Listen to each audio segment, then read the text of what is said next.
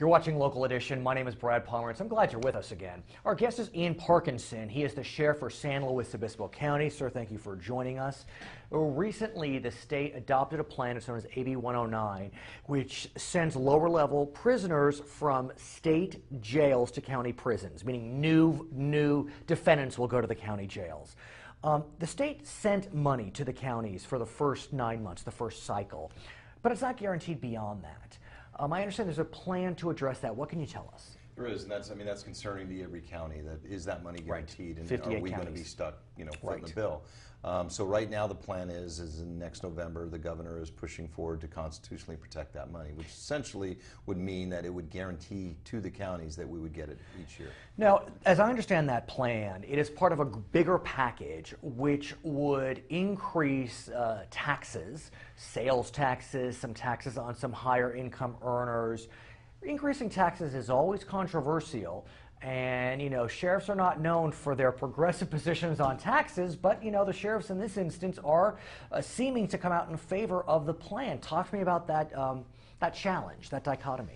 Yeah, I mean, it's a tough one. I think state sheriffs looked at that issue very closely. Matter of fact, I had a conference call today with the governor, and one of the discussions was, is that the right proposal to push forward? And I think the one thing that I think we're all in agreement is that the governor has been very true to his word with the state sheriffs, and we've on realignment. That says a lot. It does, and I think for us, yes, we see some issues with that. People might have some issues with that, but I think the plan overall is a good one.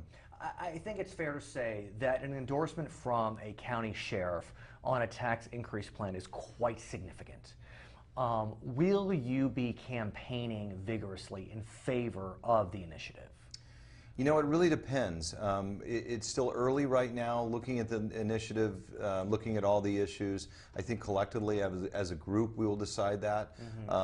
Typically it's not something, as you mentioned, we campaign for, so I think we're kind of letting it play out a little bit. But this is a tricky one. I mean, if it does not pass, what we hear is that more draconian cuts to schools, health care, welfare, prisons, it can really it would cause a significant pain in our state. Yeah, and I think if you look at it, you broke it down very well. I think that if you look at it, the money that's going to the schools is extremely important. That's extremely important to most people. So I think that will certainly help it pass, hopefully. The early reviews from the Republican Party is they are not in favor of the initiative.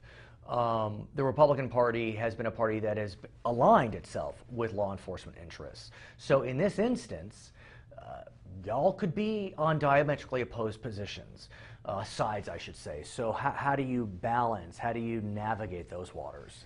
Well, that's a tough one. We just went through that fight in Sacramento, this last budget. I mean, there was that same battle. We had a couple of initiatives, VLF, a vehicle licensing fee, that we wanted extended. It was sunsetting, and one half was opposed to it. So yeah, it's certainly a challenge, and so I think evaluating it as we go right now is pretty critical. When you look at the mood of the voters in California, they do have a tendency to be quite generous when it comes to bond initiatives, some tax increases, but that generosity tends to be greater in better economic times. Now the economy may be turning around, it looks like the news is better. Do you feel as if come November the voters will be generous when it comes to a tax increase? Well, hopefully those better times will get even better. Yeah, for more reasons than one. But I think if it continues to improve, that's certainly something that people will look at. But there's tough times out there right now. His name is Ian Parkinson. He is sheriff for San Luis Obispo County. My name is Brad Pomerantz. I'm glad you stayed with us on Local Edition, and now we're going to send you back to HLN.